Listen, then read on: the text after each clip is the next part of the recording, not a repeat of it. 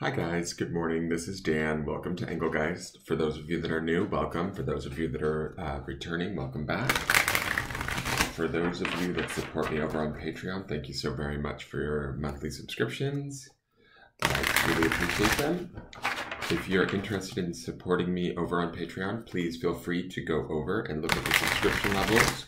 You can set up a monthly subscription there and get the daily forecast a day early. There's also other readings available only over there every month, depending on the level, the subscription level that you choose. If you want to also support the channel, you could please hit the thumbs up button if you enjoyed the video. Hit subscribe if you'd like to see future videos, and follow my business page over on Facebook. I'm also available for private readings over the phone or Facebook video. You just message my Facebook business page and I can answer any questions there. All right, so let's get into the forecast. This is a broad spectrum forecast for the highest good for the greater collective. Therefore, take what you need and sort of leave the rest. If some of it makes sense, great. Apply it where it fits in your life. If some of it, doesn't make sense, that's completely fine too. It doesn't mean anything's wrong. You just might be working on something different than is in the cards. So that's completely fine. If you make any decisions in regards to your life after having watched this video, please know that that is your responsibility. And let's see what's going on.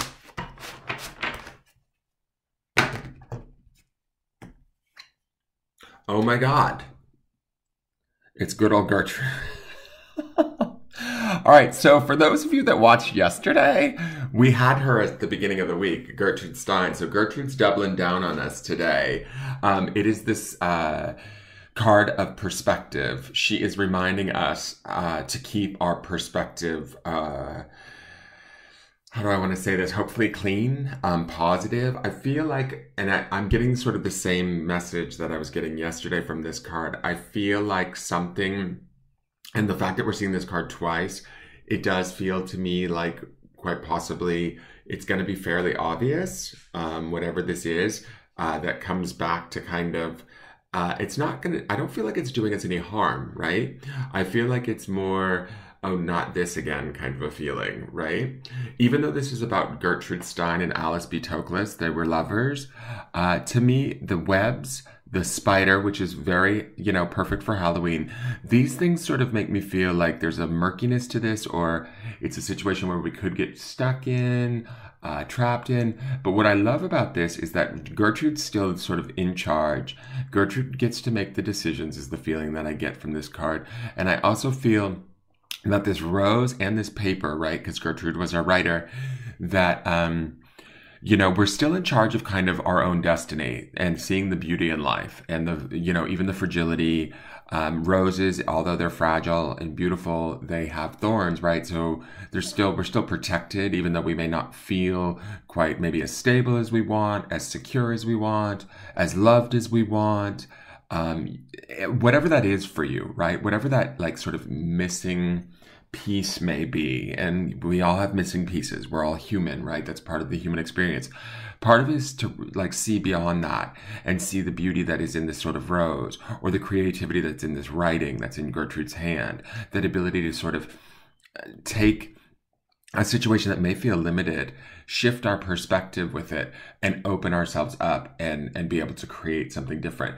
In essence, also, we have this feather in a cage, kind of freeing this feather from the cage, or freeing ourselves from any self-imposed cages that we have.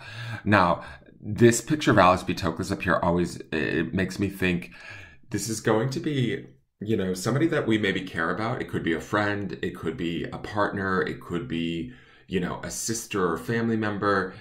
I sort of feel, even though Gertrude and Alice were very much in love in their story, to me, this feels like with these hands reaching out from the mirror, it feels like this person is trying to engage us in ways that used to work, and it maybe no longer does, right? Or there is maybe a possibility that we could slip into that pattern, even though we may be fighting it or trying not to, right? Trying to choose the better perspective. So keeping that in mind today, I would continue like sort of to see the beauty, to find the creativity, to sort of set ourselves free from any cages that may be self-imposed, cages around our hearts, cages around our minds, cages around our spirits, right? And I get it, you know, sometimes that's easier said than done, but even little steps help, right? So, because they can begin to shift that perspective. And when we do, we get to, you know, not only grow, learn, evolve, but experience new things, learn new aspects of self, all of that. And I think that's kind of, in a way, from reading Gertrude's story yesterday, she used to host salons with great artists and all of this stuff in Paris. You know, Gertrude would be into us learning about that, right? Those aspects of ourselves and exploring sort of new perspectives within ourselves.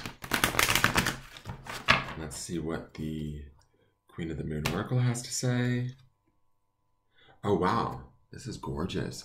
This is the Hunter Moon. We've never seen this card before. This is abundance. Very fall-oriented with all of the fall colors in the leaves, which I love because we're now in October.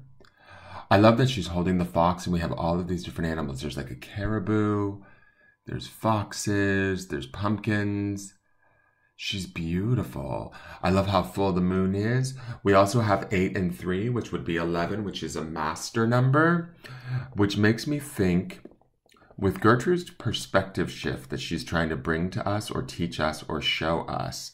This Hunter Moon also shows us that we have abundance around us. And what I mean by that is the abundance is here in the writing, in our ability to create through maybe a situation that doesn't necessarily feel right to us.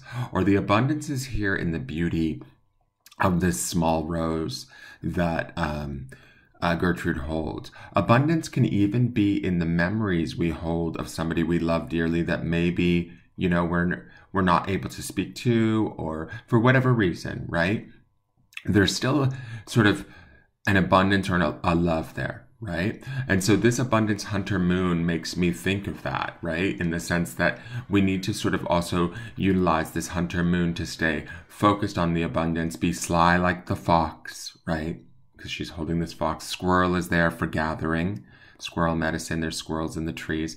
So it's also this sort of fall kind of putting things away or looking at what we have, taking stock, taking inventory, seeing the abundance of what we have versus the lack, right? This being a number 11, I love that it's a master number. To me, I feel like this is an important lesson for some of you, this perspective shift that you're maybe experiencing, learning, or going through. So don't take it for granted. Remember to excuse me. Remember too that we had yesterday's underpinning grounding stone for the whole week is that happiness stone. So we want to be seeking that happiness, and where are we most happy? What brings us happiness? Even if it's simple things, go towards that and feel the warmth, the abundance of that, and allow that to perpetuate within your space, your life, and you know, kind of flow outward. All right, so I'm going to reread Gertrude Stein, Making Sense, Gertrude Stein perspective, Making Sense frames new ways of seeing. And that's also kind of cool too, because we want to look at life abundantly, right? So this might be a new way of seeing our situation that we might be in. Gertrude Stein, who lived from 1874 to 1946, hosted a popular Paris salon home to a staggering collection of modern art and famous visitors, Picasso, Hemingway, F. Scott Fitzgerald, and so on. Influenced by the radical painters she supported, Stein set out to create cubism in writing. She stripped her poems of narrative and logic, playing instead with spatial relationships and process. She shared her life with her romantic partner and secretary, Alice B. Toklas. So I love that story. Even though I don't know why, I'm not sure what their history is. I should look them up because there's something very kind of, to me, it feels a little forlorn in this card. But I don't think it's a bad, like to me, I feel like this card is about us finding the beauty in the small things, even if we're maybe struggling with something right now or working our way through something. Maybe some of us are missing someone, or does that make sense?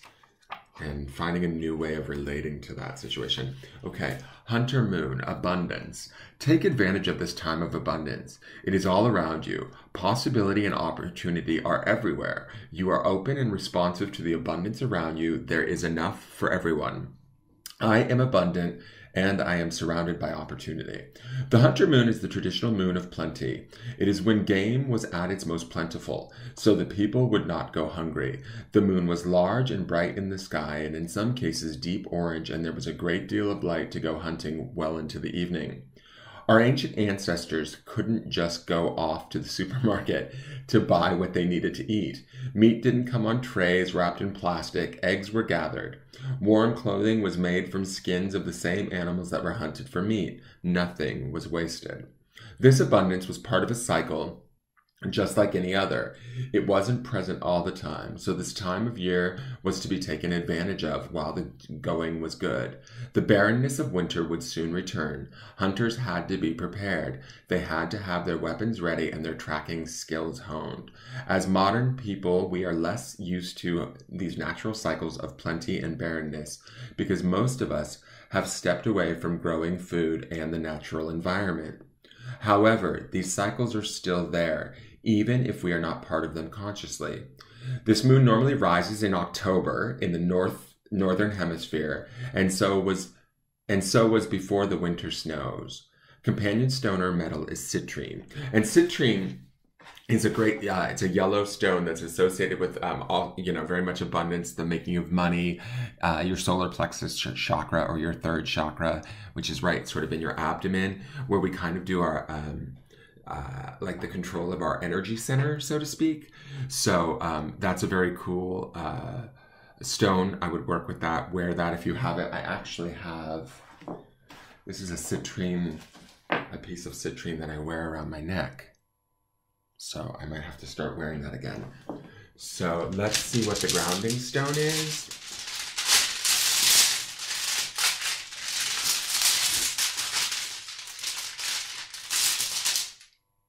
Okay. And the grounding stone is, this is going to always fall to the side. I don't think this one stands up correctly. Wisdom. A little crooked there, but that's okay. So where can we find our own personal wisdom? And I feel like the key with this is that that's sort of the key in the perception change that we see with Gertrude Stein's card and with this abundance card is like sort of how are we seeing things? Are we seeing things intelligently or from a place of our own internal wisdom?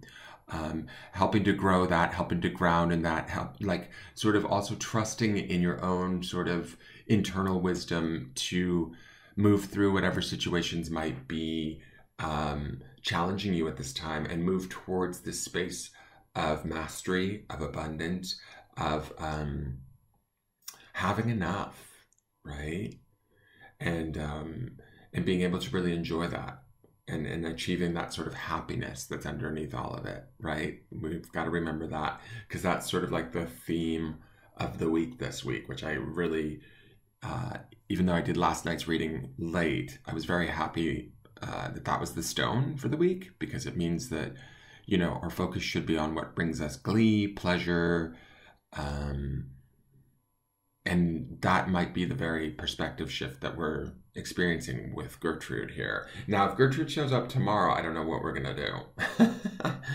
But I think that we're in for a really beautiful week, I hope, judging by, because I kind of feel like the work happens in the early part of this week of shifting this perspective. But once we do, by midweek and towards week's end, we have a new outlook, if that makes sense. So know that you're smart enough, like this wisdom stone feels to me like, know that we have the internal, like inherent intuitive sort of intelligence or emotional intelligence to move through this week with ease.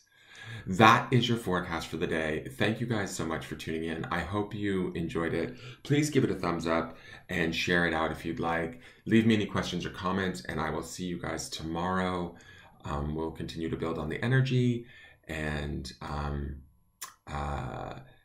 yeah, go over, if you're watching on YouTube, go over to my Facebook page and like my business page, and vice versa. If you see this on Facebook, please go over and subscribe to my YouTube channel. Have a great day, you guys. Bye-bye.